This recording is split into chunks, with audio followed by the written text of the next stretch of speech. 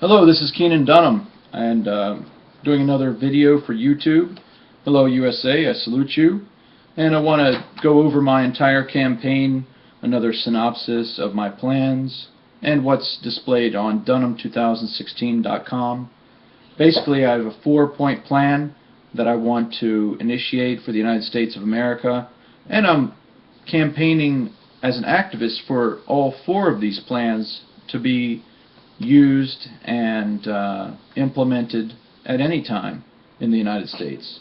Basically, if you look at my 4 points of legalize hemp, end the federal income tax, build green energy, and colonize space with NASA and with commercial entities, that all of these can be accomplished today at any time independently, and each of them can be harnessed and used for the benefit of the United States. All of them have in common that they're going to increase the economy and industries in the United States, but I want to go over them as a complete plan because they are my complete and interwoven plan for my presidency 2016.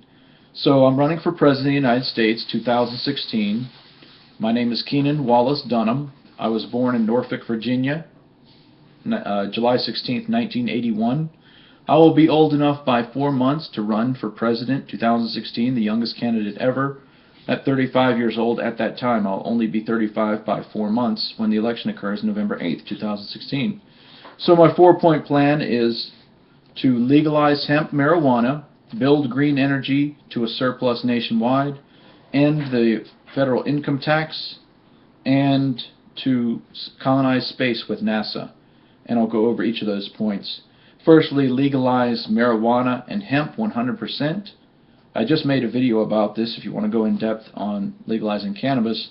Basically, I want to legalize hemp completely for all uses and for commercial, recreational smoking 21 years and older. And that's going to create multiple industries that can be taxed and are also going to bring industries with jobs of their own. Research, medicine, so many uses for cannabis into the United States and into our economy, which will be billions of dollars into the economy, rejuvenation and a revolution that's already occurring in Colorado and Washington and has occurred to some degree in California, that if we 100% legalize, we'll cut the red tape and increase our industries, jobs, and taxes to a huge degree for revenue, federal and state, at all levels. So that's part 1 of the plan. Now, to capture the taxes of marijuana, I want to have a sales tax ready. So we'll go to that part of the plan next. That's to eliminate the personal income tax nationwide over 25% over 4 years to 0, and introduce a 9% sales tax. And what I would probably do is I want to implement this slowly during my presidency. I would legalize marijuana as soon as possible, 100%, and also seeking the bills to be legalized in Congress. But for the tax revenue, I want to introduce that slowly so I don't jostle the economy and change everything all at once. So I would reduce federal income tax to 0, 25% each year I'm in office, and then introduce a sales tax 3% the 3 years, for over 3 years, from 3% to 9%. So 0, 3, 6, and then 9% sales tax.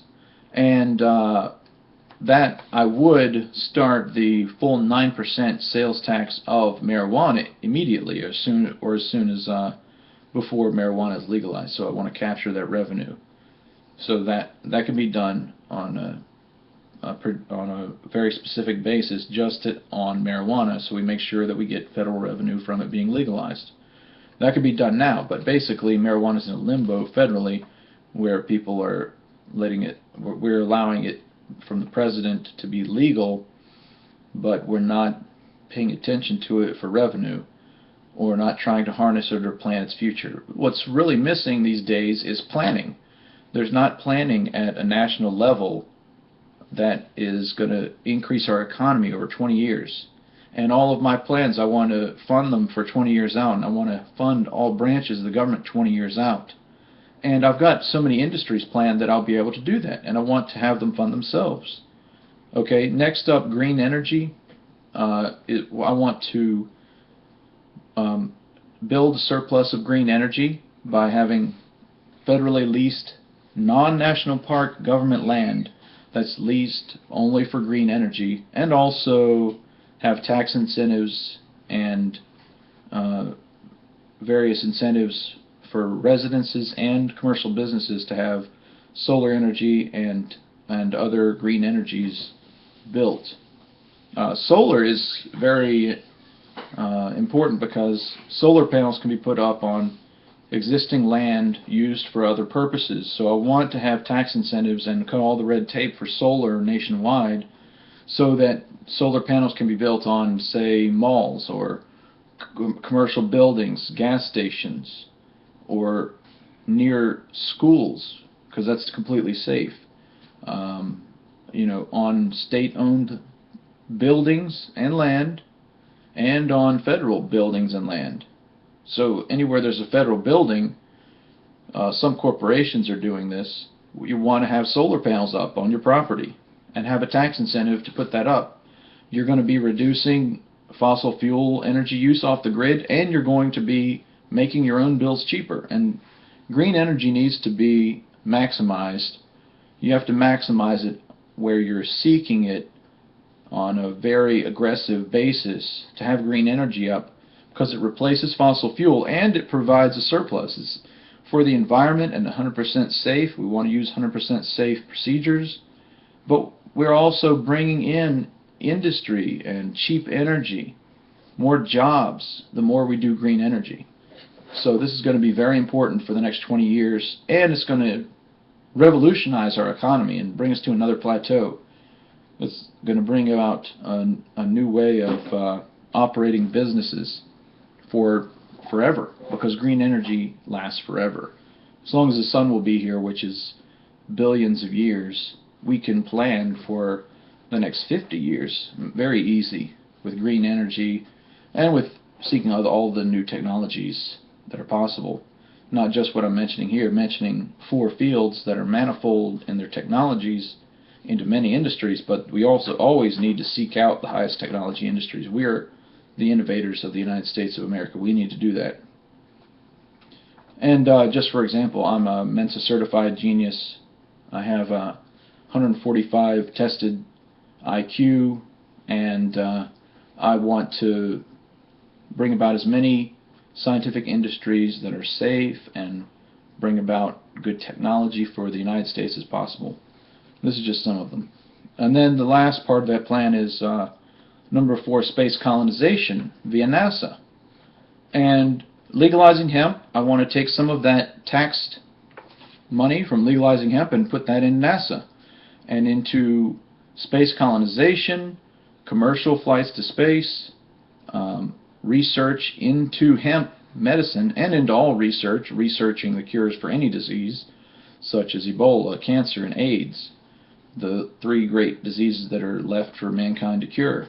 We don't expect many new diseases to appear. We want to solve the last few of them and have longevity into old age for all citizens. We can already prevent and treat all 3 of those. Prevent and treat all 3 of those to reduce the prevalence. So we need to do more research until they're cured, just like many other diseases have been cured throughout history of mankind. And that's going to take something many people don't realize, which is space research. You want to have zero gravity research and vacuum research, 100% vacuum of atmosphere research done in space. So we want colonies on the moon and on Mars that have the best possible research facilities and include thousands of scientists working on cures to diseases, and that should be funded. Now, we can also look for revenues from NASA. We're going to have commercial flights from NASA that they're going to fund themselves by having commercial flights starting with billionaires and millionaires, but making it affordable for more people and getting some industries that go alongside NASA and build this up at the same time. And then we want to have mining done by NASA and more research done, but I don't really want to just corner research as something proprietary that NASA owns. I want the research to be free for all scientists and doctors in medicine to use. But we do want to try to do mining with NASA, mining metal, and one of the essential components of this is having a base on the moon. The moon base will become very important once we have it up because it has no atmosphere. The moon has no atmosphere, so entry of great deal of material is ubiquitous to the atmosphere, to the environment on the moon. You just land. Okay, you don't have to deal with the explosive forces of re-entry. So I studied this in depth, and you can see in some of my NASA videos that I've got on YouTube.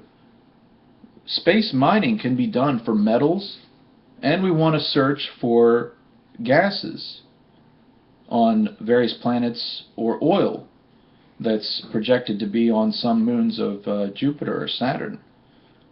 Look for oil and have robotics mining it for us. But we can already get metal pretty easy.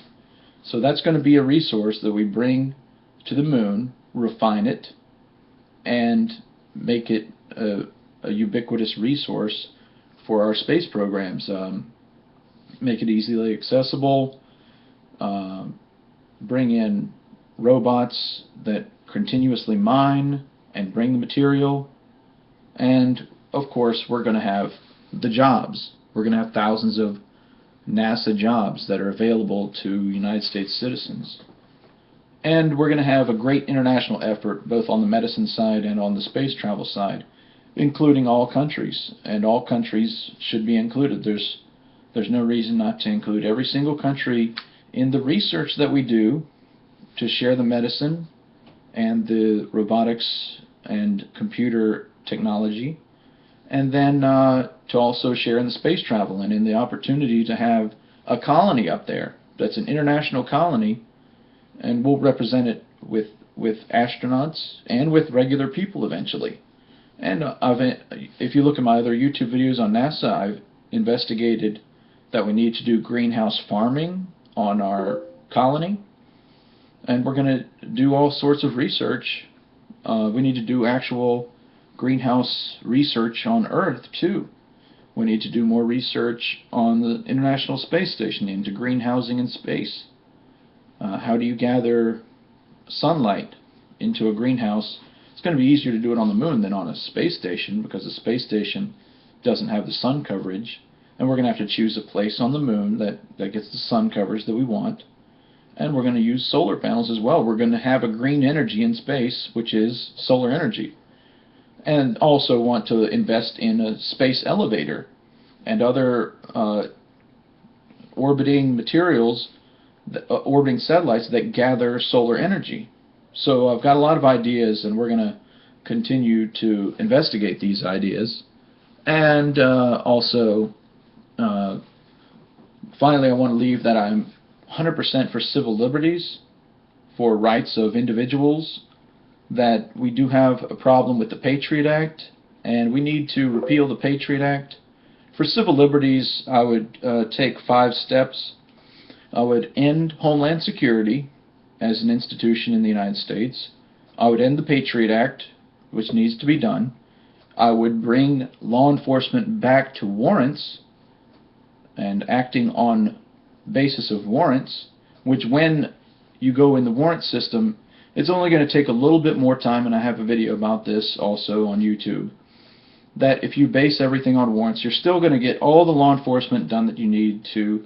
You're just going to have due process. And that's what has been the understanding for 100 years, 200 years in the United States, and we need to ensure this. And the Constitution is law anyway. The U.S. Constitution is the law, not the Patriot Act. It was never made as an amendment against the Constitution, so warrants and the Constitution are the law anyway. We need to free all political prisoners in the United States. There are some political prisoners that are being held based on where they stood on an issue, not whether they committed a crime or not. We need to not pursue hackers as a crime of simple hacking. We need to include them in the United States and include other, political groups in the United States better than we have been. Hacking is a part of computer programming. Where someone commits a crime, that's a crime, okay?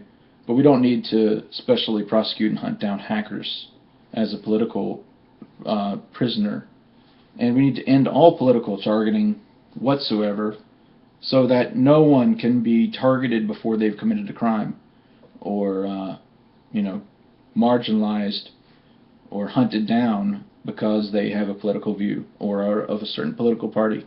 And we've seen this even with the Tea Party, where the Tea Party was politically targeted. We need to end all political targeting in the United States. That did not go on before Clinton and during Bill Clinton in the 90s.